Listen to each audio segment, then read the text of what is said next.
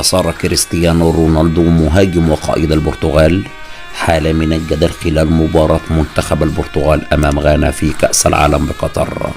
رونالدو ظهر وهو يحاول التقاط شيئا ما من داخل ملابسه وقام بوضعه في فمه.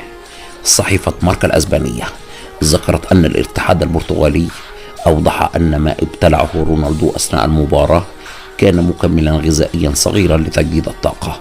صورة النجم البرتغالي تسببت في العديد من ردود الفعل، ومنذ نشر الفيديو غمرت وسائل التواصل الاجتماعي العديد من النكات والميمات حول ما كان يفعله كريستيانو وما قد يكون تناوله.